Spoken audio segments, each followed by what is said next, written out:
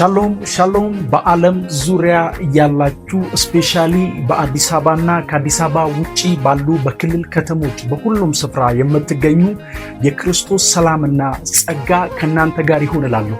ዛሬ በእናንተ ፊት የመጣሁት በአጭር ማስታወቂያ ነው።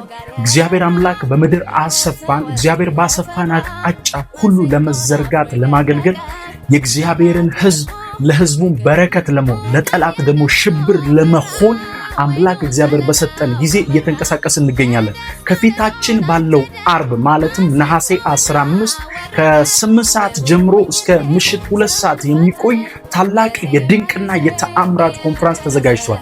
ለአጋንንቶች መረበሽ የሚሆንበት፣ ለቅዱሳን መታነጽ፣ ለበሽተኞች ደግሞ ፈውስ የሚሆንበት፣ በአጋንንት ስርዓት ላሉ ለተጠቁ ሁሉ ነፃ መውጣት የሚሆንበት ጊዜ ከዲሳይፕል ቲቪ ጋር በመተባበር ተዘጋጅቶላቸዋል።